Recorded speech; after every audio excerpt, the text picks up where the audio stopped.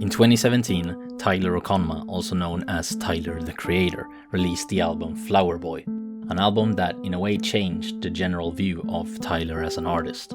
By straying away from shock value and controversial lyrical content that stylized previous albums, Tyler showed a different side of himself on Flower Boy, more personal, introspective and in many ways more mature, dealing with subject matters such as loneliness, self-reflection and growth. The production is soulful and jazzy, elements that Tyler had experimented with before, but this time it sort of permeated the album as a whole. And while the subject matters of Flower Boy can be heavy, it's all masked behind how catchy and accessible the music is. And accessibility wasn't necessarily something that you would associate Tyler's music with previously. Flower Boy was created out of the dissatisfaction of how the 2015 album Cherry Bomb was received and the fear of not wanting to see that happen again. I just knew if this album wasn't good, I would be fucked. That's how I felt, and some people would disagree, but I'm like, man, I'm nothing right now.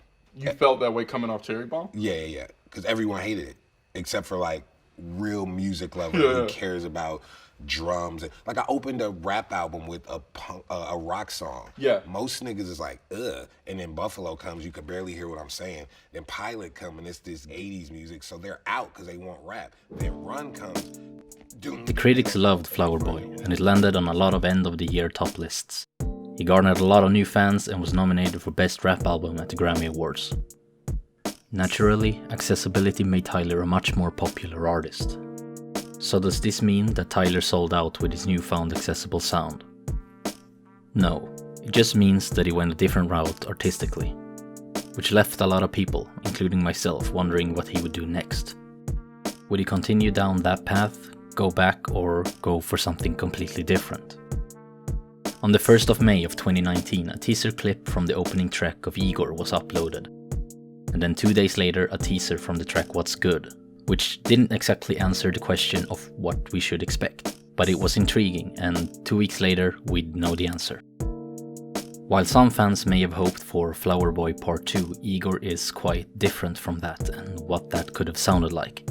It's even more soulful, and there's a lot of R&B here too, and a lot less rapping and a whole lot more singing from Tyler this time around, which isn't really surprising considering what he's said about rap in the past. Like I really want to sing, but my tone of voice is too deep to do what I want. So now I'm just listening to like Isaac Hayes and Barry White and things like that just to see how they use their voice. But I hate rapping only because it puts you in this like, in this box. And like, you just said you don't want to rap anymore. I don't know. I'm pretty bored with it. It's not interesting. And I don't want to be... Just like Flower Boy and everything before it, all of Igor is produced by Tyler himself. And if you were to listen to Bastard all the way up to Igor, you can clearly hear how much he has evolved as a producer. The instrumentals completely steal the show on first glance. How he flips his samples and combines them with these vibrating and buzzing synths make for a quite beautiful and pretty unique sound. There are a lot of features on this album, and there are some really big names too, but none of them really outshine the tracks themselves. And that's because their vocals are in one way or another weaved into the music in such a way they just add to the overall vibe without actually standing out too much or stealing the attention. One example would be Kanye West on the track Puppet, and how his voice blends into the background of the music.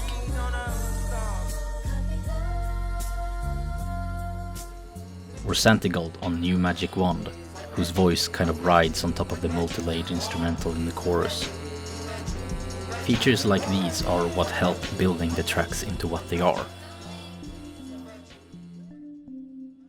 Igor is an album about love, about falling in love, going through obsession, jealousy, and heartbreak before eventually trying to mend it. It's about the emotions from beginning to end, whether they be good or ugly.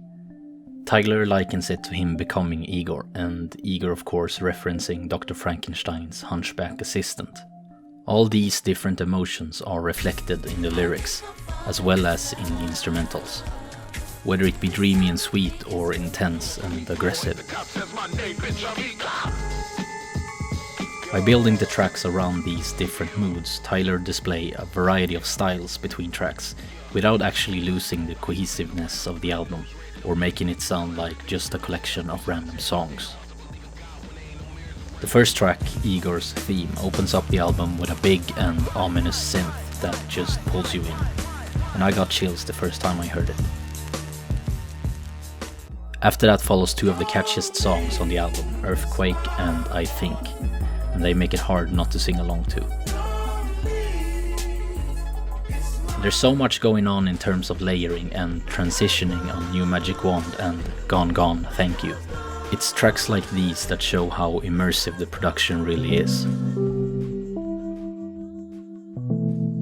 Igor is not what I probably hoped for initially.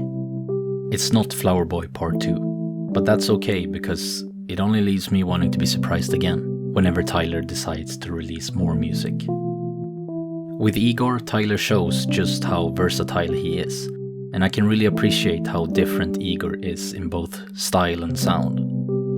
And that being said, it's not so different that you can't tell who made it. This is very much still a Tyler album. It has his fingerprints all over it. Only this time, he is, in my opinion, better. And maybe that has to do with the wig, or the pink collar.